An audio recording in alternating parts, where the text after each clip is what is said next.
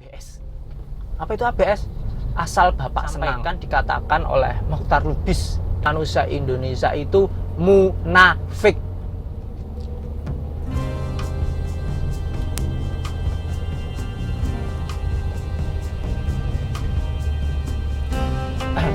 Halo kawan, jumpa kembali di jalanan. Ya, ini siang-siang di Surabaya ya, cukup terik. PPKM darurat perpanjangan hari kedua.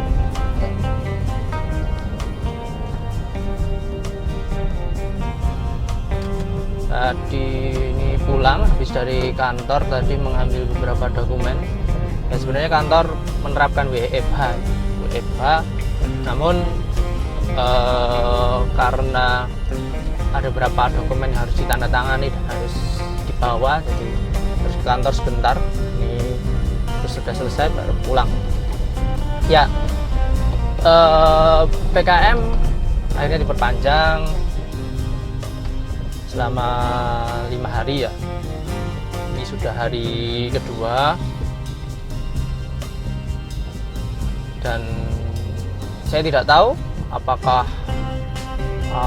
efek dari PPKM ini cukup banyak, cukup signifikan terkait penurunan kasus COVID, dari yang positif, dari yang dirawat di rumah sakit, maupun jumlah kematian. Nah ini saya sih belum baca atau belum dengar dampaknya seperti apa, tapi beberapa waktu lalu saya sedikit membaca di Instagram suatu page-nya seseorang, di page-nya seorang gubernur di Jawa itu ya. Ada grafik itu, dari grafik itu turun sih ya, angka positif kalau nggak salah atau angka kematian gitu, nya turun. Nah, tapi ada hal yang unik sih menurut saya terkait data-data yang disajikan ya di Indonesia ini terkait kasus COVID ini, entah yang kematian atau yang positif gitu ya. Memang beberapa kali ketika PSBB dijalankan, PPKM dijalankan, memang trennya itu turun gitu ya. Tapi ternyata data tersebut tuh banyak kritik terhadap data tersebut. Banyak dalam tanda kutip keraguan dari para ahli epidemiologi dan beberapa ahli yang lainnya. Mengapa gitu ya? Ya karena kurang validnya data gitu ya. Dan ini cukup unik sebenarnya terkait tidak validnya data ini. Mengapa? Karena dari ahli maupun dari awam gitu itu sebenarnya tidak terlalu percaya terhadap data. Tetapi ada keraguan itu bertolak belakang gitu ya. Ada yang meragukan, alah ini apa sih? Data ini banyak-banyak, paling ini banyak orang yang di-COVID-kan. Sebenarnya kalau nggak usah dites ya nggak ada yang namanya COVID itu. Kan ada yang unik kayak gitu ya. Jadi seolah data itu ya karena memang dicari-cari gitu ya. Yang positif dicari-cari, di-COVID-kan, itulah istilahnya. Sehingga ada data yang tidak dipercaya bagi beberapa orang. Tapi bertolak belakang dari itu, 180 derajat dari itu, ada juga yang tidak percaya terhadap data itu, namun berkebalikan dari yang pertama tadi, yakni data itu seharusnya lebih banyak ya, dibandingkan apa yang disajikan. Seperti itu. Nah, saya mau membahas yang kedua saja ya, karena saya termasuk golongan yang bukan meyakini ya, saya melihat bahwa data di Indonesia itu memang belum mewakili 100%, tapi berapa persen terwakilkan saya juga nggak tahu ya. Tapi gini ya, uniknya gini, saya tertarik dari ini itu sebenarnya sudah cukup lama ya, terkait karena ini banyak orang gitu ya yang positif COVID gitu ya, atau lagi isoman gitu ya, itu tidak melaporkan ke puskesmas setempat atau ke satgas RW atau desa gitu ya. Sehingga apa? Sehingga tidak tercatat gitu ya. Dari mulai tahun lalu saya menemui banyak fenomena ini. Jadi saya meragukan, ini jangan-jangan data yang ada di pusat itu yang sering diupdate di media sosial itu tidak valid. Dan ternyata diamini oleh beberapa ahli. Ya. Dan kalau berapa ahlian tidak hanya sebatas pengalaman seperti saya tadi ya, tapi dia juga punya data. Dari mana datanya? Kita yang paling akhir aja ini, yang paling PPKM yang paling akhir ini. Jadi beberapa ahli atau beberapa orang membandingkan data kematian yang tersubmit di data nasional dengan data yang ada di daerah. Itu timpang, ada bias di sana, dan biasnya tidak main-main, tidak hanya 1, 2, puluhan gitu, mungkin ratusan. Nah, aneh kan? Kemudian dibandingkan lagi data dari dinas yang resmi ya, dari mungkin dinas kesehatan, Kementerian Kesehatan, dengan data penanganan pemakaman jenazah. Jadi ada berapa data pemakaman jenazah dari BPBD ya, Badan Penanggulangan Bencana itu ya, Badan Penanggulangan Bencana Daerah, BPBD ya, atau lembaga-lembaga lain yang memang mengurusi pemulsaran ya, pemakaman jenazah itu ya. Itu ternyata data jenazah-jenazah yang dimakamkan sesuai protokol COVID, yang mana memang bergejala COVID ketika meninggal, itu lebih banyak datanya dibandingkan data kematian yang disubmit di Kementerian Kesehatan atau di pemerintah gitu ya. Sangat jauh. Bahkan di DIY itu yang dimakamkan itu bisa sampai 100 lebih, ratusan gitu ya. Tapi yang tersubmit itu di bawah 100. Dan ini yang menjadi kemarin ada pembelaan bahwa Indonesia itu tidak terlalu mengerikan dibandingkan negara lain, itu dari salah satu aktivis media sosial, atau banyak orang yang mengatai dia itu buzzer itu, Ade Armando, mengatakan membandingkan kematian Inggris dengan Indonesia, kalau nggak salah seperti itu ya. Dan memang lebih banyak di Inggris. Nah, kenapa bisa lebih banyak ya? Ternyata ya data di Indonesia itu sebenarnya juga diragukan di luar negeri, dan itu sudah dari arahan dari WHO. Data yang meninggal yang dimasukkan ke data resmi itu adalah harusnya yang meninggal itu adalah yang bergejala simptom COVID gitu ya. Jadi kalau ada yang meninggal dengan gejala-gejala simptom COVID, dia akan dimasukkan dengan data meninggal karena COVID. Jadi tidak perlu menunggu tes positif atau tidak positif gitu ya, langsung dimasukkan. Berbeda dengan Indonesia itu yang benar-benar dites baru dimasukkan gitu ya. Nah, itulah perbedaannya. Jadi seolah-olah data di Indonesia itu kecil, terkendali. Sebenarnya kemungkinan tidak gitu ya, karena ada ketimpangan data itu gitu.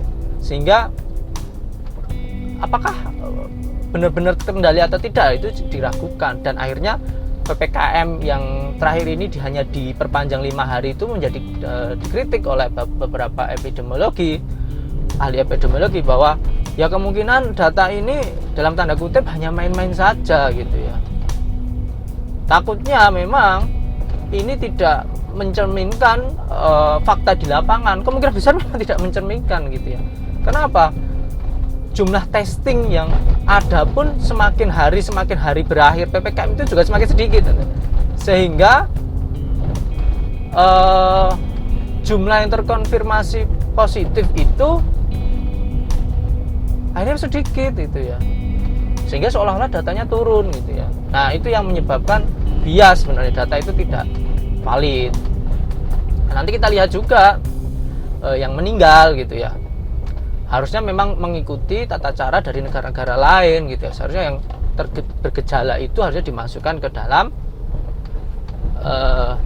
data meninggal karena COVID. Nah, seperti itu sih.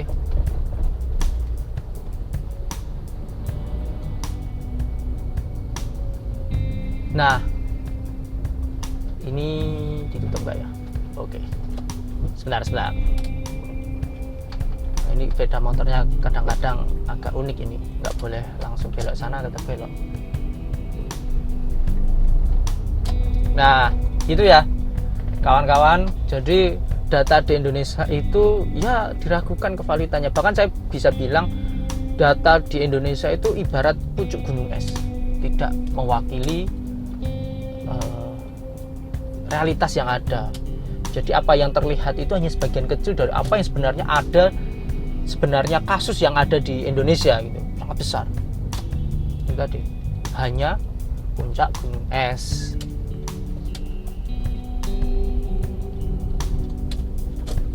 Dan ini juga dibuktikan ya, bisa nanti diperoleh data-data yang di PPSBB atau PPKM sebelumnya. Memang kadang-kadang ketika menurun itu tesnya itu juga ikut turun ya, sehingga jumlah positifnya juga turun. Tapi hal itu sebenarnya ya, kalau kita lebih teliti, kalau kita sebagai masyarakat, warga, rakyat itu ya, untuk melihat data itu lebih teliti, mudah sebenarnya. Lihat aja positif rate-nya. Ketika positif rate-nya masih tinggi, ya sebenarnya masih tinggi jumlah positif yang ada di Indonesia gitu. Kalau nggak salah standar WHO itu aman terkendali itu kalau tidak lebih dari 5% positif rate-nya, kalau nggak salah ya. Nanti bisa dikoreksi saya. Seperti itu. Dan Indonesia jauh di atasnya. Dan tadi yang jumlah meninggal juga tadi harusnya memang yang bergejala itu ketika meninggal harusnya dimasukkan ke data meninggalnya COVID. Sehingga apa? Ketika data itu murni, tidak diotak-atik, tidak dibuat-buat, itu bisa menjadi dasar untuk buat kebijakan gitu. Nah ini yang saya heran gitu ya, yang ingin saya bahas lebih lanjut. Mengapa sih gitu ya, kita ini, masyarakat Indonesia ini seringkali membuat data-data yang kurang baik gitu ya. Sebenarnya tidak hanya terkait masalah COVID ya. Kita terkadang terkenal dengan pelaporan-pelaporan ke atasan atau ke dinas terkait itu tidak berdasarkan kenyataan yang ada. Dalam tanda kutip, manipulasi data. Itu kenapa? Itu karena inilah budaya yang telah budaya yang telah membudaya. Suatu sikap yang telah membudaya di Indonesia, yakni ABS. Apa itu ABS? Asal Bapak senang. Nah, asal Bapak senang. Jadi bagaimana kita melakukan sesuatu yang penting Bapak dalam tanda kutip ini sebenarnya kan pimpinan ya. Dulu asal Bapak senang lah, ya kita buat data yang menyenangkan pimpinan kita, menyenangkan orang lain gitu ya. Tidak memberikan data yang benar-benar real. Nah ini sesuai dengan apa yang disampaikan, dikatakan oleh Mokhtar Lubis dalam ciri-ciri manusia Indonesia ya. Salah satu ciri manusia Indonesia itu adalah hipokrit, dalam tanda kurung munafik. Jadi manusia Indonesia itu munafik, seperti itu menurut Mokhtar Lubis.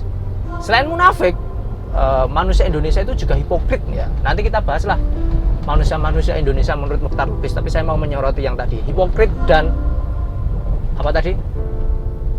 Feodal. Jadi manusia Indonesia itu hipokrit, munafik dan feodal. Itulah salah satu ciri manusia Indonesia. Maksudnya seperti apa? Itulah kadang-kadang Indonesia lebih suka menyenangkan ya atasan, menyenangkan orang lain, walaupun akhirnya itu harus berbohong gitu ya. Tidak memberikan keterangan yang sesuai. Ya asal pimpinan senang lah gitu. Jadi dimanipulasi. Wah harapannya pemimpin itu seperti ini. Nah, kita manipulasi gitu. Seperti itu. Itu yang memang berbahaya untuk dalam pemerintahan. Tidak hanya pemerintahan sih, dalam kehidupan kita ya. Karena kadang-kadang data itu dibuat dasar sebagai mengambil kebijakan, mengambil keputusan. Ketika data itu palsu, dalam tanda kutip tidak valid, ya kebijakan itu juga tidak akan tepat sasaran. Keputusan itu tidak akan baik. Seperti itu. Nah harus seperti apa? Ya kita harus walaupun itu telah disebutkan itu ciri manusia Indonesia, tapi kita harus coba belajar lah. Kita membuat data itu yang sebagaimana mestinya. Ya, Ya kalau A ya A gitu. Kalau B ya B gitu ya. Kalau C ya C. Nggak usah A dibuat B, B dibuat C, D dibuat A gitu ya. Tidak perlu. Kita harus belajar memberikan suatu data itu yang benar-benar objektif. Sehingga ketika ingin mengambil keputusan, mengambil kebijakan itu selalu tepat sasaran. Itu tidak dibuat-buat. Dan memang ABS ini melanda di banyak instansi sebenarnya, entah sipil maupun militer. Jadi bagaimana kita itu kadang-kadang suka sekali mempermak keadaan yang tidak sebenarnya. Untuk apa? Untuk mempersenang atasan atau orang lain gitu. Contoh saja, kalau ada suatu pejabat datang sidak, kadang namanya sidak itu seharusnya mendadak, tapi kadang-kadang itu dibocorkan.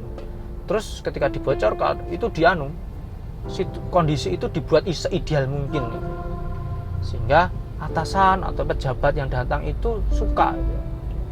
Saya jadi punya pikiran gini, jangan-jangan memang sebenarnya pemimpin-pemimpin itu kadang-kadang itu sebenarnya baik-baik semua ya kan, tapi karena data-data yang dilaporkan oleh bawahannya itu salah ya, hanya untuk menyenangkan hati dan pikirannya si pemimpin, sehingga pemimpin jadi salah dalam membuat kebijakan. Bisa jadi seperti itu ya. Nah, kita yang berpendidikan ya, yang harus punya kesadaran, itu harus coba kita putuslah budaya-budaya seperti itu, menyenangkan pemimpin berdasarkan ketidakbenaran data ya. Maksud saya adalah bagaimana kita harus coba, tidak dalam tanda kutip, hilangkanlah mindset menyenangkan pemimpin, menyenangkan pejabat, menyenangkan pimpinan. Ya kita bekerja seoptimal mungkin, berikan data seobjektif mungkin ya. Kalau kita memang harus sesuai ekspektasi, tujuan, visi dan misi, ya kita harus bekerja keras mencapai visi misi itu, bukan mempermak keadaan agar sesuai dengan visi misi, tidak gitu ya. Ya apa adanya, yang penting kita bekerja secara optimal. Selain di tingkat pemerintahan, sebenarnya juga itu terjadi di swasta ketika dalam menghadapi menghadapi audit. Kadang-kadang data-data saat audit, kondisi-kondisi saat audit hari H itu tidak mencerminkan kondisi real. Ya, itu tidak mencerminkan.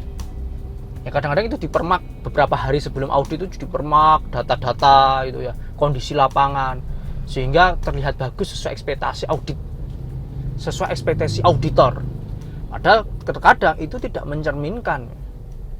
Nah, itulah ciri manusia Indonesia, hipokrit, munafik, dan feodal. Gitu. Ya, semoga kita bisa belajar, kita bisa memperbaiki diri, terutama generasi-generasi yang sekarang, generasi muda. Kita harus mencoba berpikir secara ilmiah, secara objektif, walaupun tidak bisa 100% kita objektif. Tampilkan data seotentik mungkin. Gitu kawan. Semoga kita bisa memperbaiki diri, memperbaiki lingkungan ya. Oke, tetap sehat kawan. Semoga masih bisa berjumpa, masih bisa ngobrol-ngobrol, saya ngobrol sendiri ya. Masih bisa mendengarkan obrolan saya yang mungkin tidak berguna. Nah, ya semoga berguna ya. Oke, salam sehat, sampai jumpa. Ciao.